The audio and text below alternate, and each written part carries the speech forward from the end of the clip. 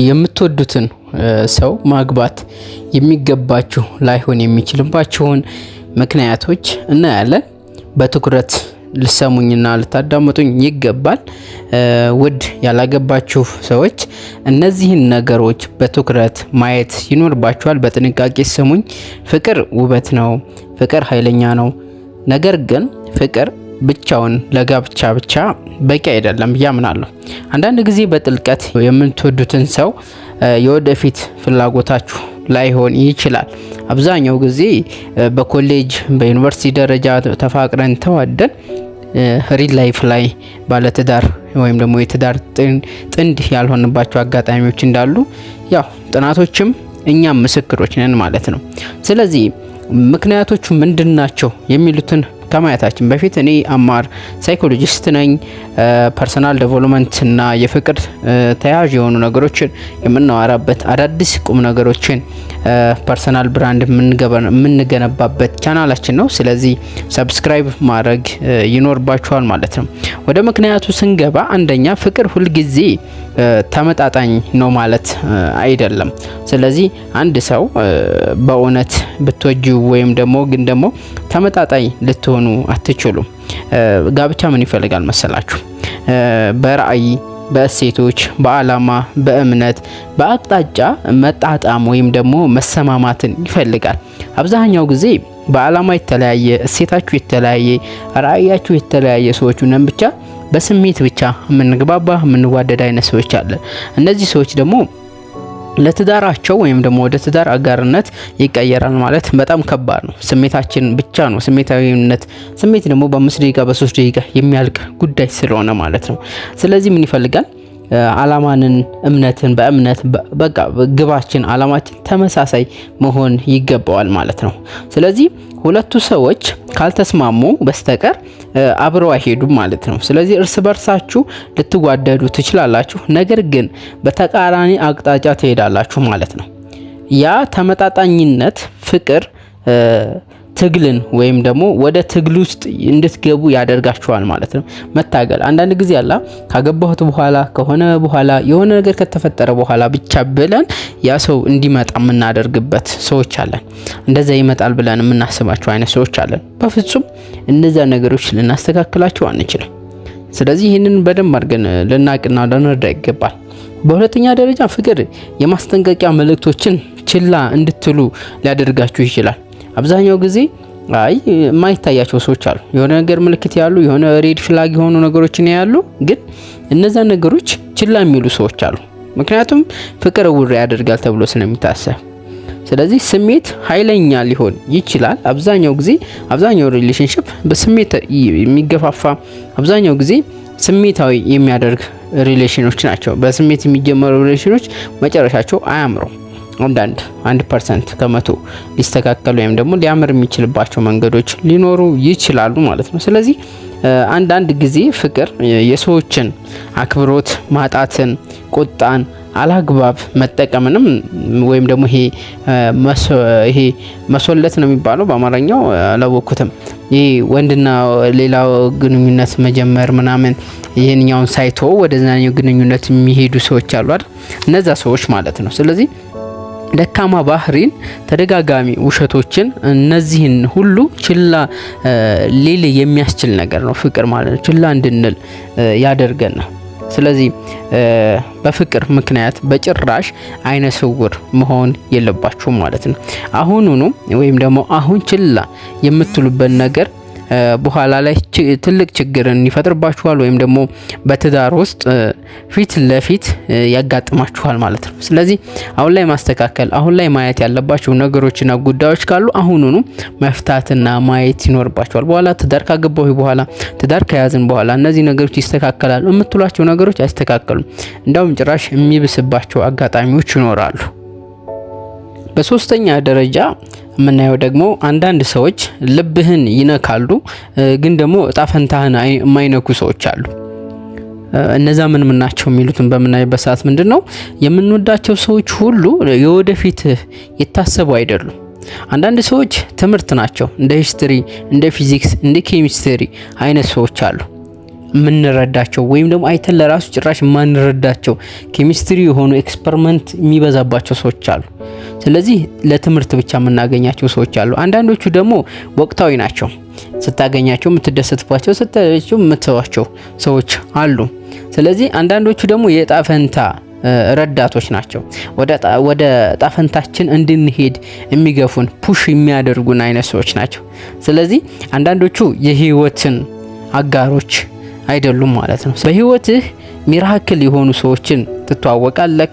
እነሱ ጋር ህይወቴን ከነሱ ጋር ባደርግ ብለህ ታስባለህ ወይም ደግሞ እንድታስብ ያደርግሻል ወይም ደግሞ ታስቢያለሽ። ግን ህይወትህን እንደዚህ አይደለችም የምትቀጥለው። ስለዚህ አብዛኛውን ጊዜ የምንወዳቸው እነዚህ ሰዎች ጋር ተዋውቀን እነዚህ ሰዎች ጋር ተገናኝተን የምንወልዳቸው የምንኖራቸው ላይፍ ብለን የምናስባቸው አሉ። ግን በተቃራኒው ይሆናል። እነዛን ሰዎች ትተን ሌላ አዲስ ሰዎችን ተዋውቀን የምንወልድበት ህይወት የምንጀምርበት አጋጣሚዎች አሉ። ስለዚህ እነሱን የተወክበትን ትምህርት ወይም ደግሞ እነሱን ስለተዋወቃቸው ብቻ ከነሱ የምትማረው ትምህርት ይኖርሃል። ከነሱ ብዙ ነገሮችን ትማራለህ። ትምህርትንና ስቃይንም እንድታገኝ የሚያደርጉህም ሰዎች ሊሆኑ ይችላሉ። አንዳንዱ ሰው ስቃይ ይሰጣል፣ አንዳንዱ ሰው ደግሞ ትምህርትን እንዲሰጡ የሚያደርጉ ሰዎች አሉ። ስለዚህ እነዚህን ነገሮች መማር ይኖርባቸዋል። ስለዚህ ልባችንን የነኩ ሴቶች አሉ፣ ልባችንን የነኩ ወንዶች አሉ። ግን ምንድነው ለትዳር አጋር የማይሆኑበት አጋጣሚዎች እንዳሉ ልንረዳ ይገባል ማለት ነው። በአራተኛ ደረጃ የምትወዱት ሰው ለህይወታችሁ አቅም ላይኖረው ይችላል።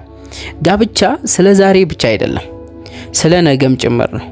ጠይቁ ይህን የሆነ ሰው ማለት ነው ከእኔ ጋር ሊያደርግህ ይችላል ወይ? ስኬትህን መቋቋም ይችላል ወይ? ወይም ደግሞ አላማዬን ሊደግፍ ይችላል ወይ? አብሬው ብሆን ትዳሬን ውብ ማድረግ ይችላል ወይ ከሱ ጋር? አንዳንድ ሰዎች የአሁኑ ጊዜ ላይ ብቻ የሚሆኑበት ጊዜ ይሆናል ወይም ደግሞ ጊዜ የሚሆኑ ይሆናል። ነገር ግን የወደፊት ህይወትህን ግን ላይመጡን ይችላሉ፣ አይወስኑልህም ሊሆን ይችላል ወይም ደግሞ ካንተ ጋር ማች ላይ ያደርጉ ይችላሉ። ስለዚህ የወደፊት ሰዎችህ አንተን የሚደግፉ አንተን የሚያበረታቱ አንተን የሚደግፉ ሊሆኑ ይገባል አይደል? ስለዚህ እነዚህን አይነት ሰዎች ሊሆኑብህ ይችላሉ። በአምስተኛ ደረጃ ሰላም ወይም ደግሞ ከስሜታዊ ጥንካሬ የበለጠ አስፈላጊ ነገር ነው ሰላም። ስለዚህ አንዳንድ ግንኙነቶች መዋሃድ አላቸው ወይም ደግሞ ውህደት አላቸው፣ ግን ሰላም የላቸውም። አብዛኛው ትዳር ሰላምን ይመስላሉ፣ ግን ደግሞ የማይሆንበት አጋጣሚዎች ይኖራሉ አይደል? የማያቋርጥ ግጭት፣ ግራ መጋባት፣ የስሜት ድካም፣ ፍርሃት አለባቸው። ስለዚህ ትኩረትን ልትሰጡበት ይገባል ትዳራችሁ ላይ ወይም ደግሞ እዚህ አይነት ሁኔታ ላይ ስትገቡ በደንብ አድርጋችሁ ትኩረትን የምትሰጡ ሰዎች መሆን አለባችሁ። ፈጣሪ ሰላምን የሚያበላሹ ግንኙነቶችን አይሰጥም። ግን ምንድነው እነዛ ነገሮች ሲሰጡ ትምህርትን እንድትማሩ ከዛ ነገር ተምራችሁ እንድትመለሱ ሊያደርጋችሁ ይችላል። ለካ ይሄን ነገር ያስተማረኝ ለዚህ ነው ብላችሁ የምታስቡ ሰዎች መሆን ይኖርብናል ማለት ነው። ስለዚህ ፍቅር ደስታችሁን ሊሰርቃችሁ አይገባም። ፍቅር ስላለ ብቻ ብላችሁ በቃ እውር መሆን የለባችሁም። ደስታ ሊሰጣችሁ የሚችልባቸው መንገዶች መፍጠር ይኖርባችኋል ማለት ነው። በስድስተኛ ደረጃ ባህሪ ይቆያል፣ ስሜት ግን ይጠፋል። ማወቅ ያለብን ነገር ውብ ነገሮች ይጠፋሉ። ሁልጊዜ ፈንጠዚያ ይቀንሳል፣ ስሜቶች ይለዋወጣሉ፣ ባህሪ ግን ይቀራል። አብሮ የሚቀር ነገር ነው። ባህሪ አብሮ የሚቆይ ነገር ነው። አብሮ የሚሄድ ነገር ነው። ውስጣችን ላይ፣ ልብ ላይ፣ አካል ላይ አብሮ ማች የሚያደርግ ነው። ስሜት በጣም ተቀያያሪ ነው። ስለዚህ አሁን ላይ በስሜት የቀረብሽ ወንድ፣ አሁን ላይ በስሜት የቀረብካት ሴት የሆነ ሰዓት ላይ አትቀጥሉ፣ አብዛኛው ጊዜ ማለት ነው። ስለዚህ መልክን ማየት ማቆም ይኖርብናል። ስለዚህ በትህትና በክጻጽ ወይም ደግሞ በደግነት ማቆየት ወይም ደግሞ በታማኝነት ማየት ይኖርብናል። እነዚህ ነገሮችን ባህሪን ችላ ብለህ ስሜቶችህን ማግባት ወይም ደግሞ ስሜቶችህን ማየት የለብህም። ማየት ያለብህ ነገር ባህሪዋን ነው ማየት ያለብህ። አንቺም ባህሪውን ነው ማየት ያለብሽ። ባህሪውም ጥሩ ሆኖ የሆነ ነገሩ መጥፎ ሊሆን ይችላል። ስለዚህ እሱን በደንብ አድርጋችሁ ማየት ይኖርባችኋል። ለነገሮች የሚሰጠው እይታ፣ ለነገሮች ያለው ፊድባክ ምንድነው የሚለው ነገሮች ሴቶች ናቸውና ብልሃትን መጠቀም ይኖርባችኋል። በሰባተኛ ደረጃ ፈጣሪ የተሻለ ነገር እንዳለው ማመን ይኖርብናል።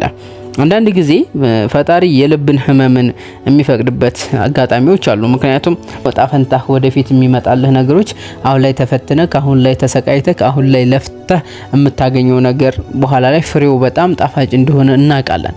ስለዚህ እነዛ ነገሮች ለማግኘት ስንል አሁን ላይ ብዙ ስቃዮችንና ብዙ መከራዎችን ልናሳልፍ እንችላለን ማለት ነው። ስለዚህ ፈጣሪ ይህንን ወዶ ሳይሆን ያው እኛን ለማጠንከር ሊፈቅድ ወይም ደግሞ እኛን ሊፈትነን ይችላል ማለት ነው። ስለዚህ አንዳንድ ጊዜ ፈጣሪን በሩን የሚዘጋብህ ወይም ደግሞ ሊዘጋብህ የሚችልበት መንገድ ምንድነው? ሊጎዳ ፈልጎ አይደለም፣ ለተሻለ ሰው እያዘጋጀህ ሊሆን ይችላል። ስለዚህ ተስፋ መቁረጥ ባንቺም በሱም አስፈላጊ አይደለም ማለት ነው። ስለዚህ እንደዛ እንዳልሆነ ማወቅ ይኖርባችኋል። ሁሉም ነገር ለበጎ ነው ብለን ማየት ይኖርብናል።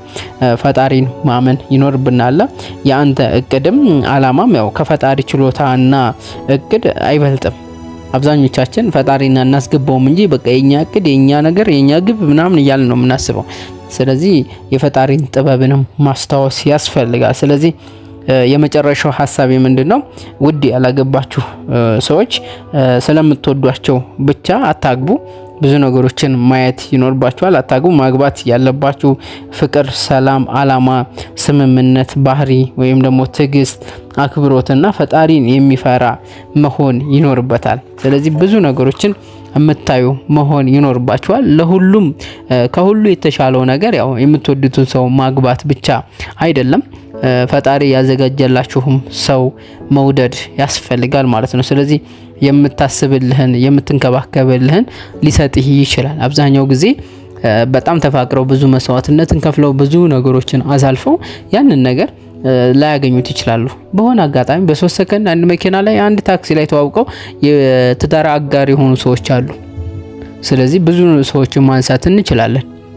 ስለዚህ አያጋጥም ማለት አንችልም።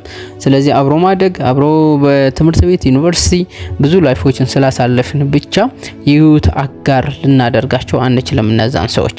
ስለዚህ ፈጣሪ ለበጎ ነው ብላችሁ አንዳንድ ጊዜ ማሰብና ፈጣሪን ከፊታችሁ ማስቀደም ከጎን አይደለም ከፊታችሁ አስቀድማችሁ ነገ የተሻለ ቀን እንደሆን ካመናችሁ ነገ የተሻለ ጊዜ መምጣት ይችላል። የማይመጣበት ምንም አይነት መንገድ አይኖርም ማለት ነው። እነዛን ነገሮች ካደረጋችሁ ያው የምትወዱትን ሰው ማግባት የሚገባችሁ ላይሆን የሚችልባቸው ምክንያቶች አይተናል። እነዚህን ነገሮች በደንብ አድርጋችሁ በትኩረት ካያችሁና ከተገነዘባችሁ ጥሩ እውቀትን ታገኛላችሁ ብዬ ስላሰብኩኝ ነው።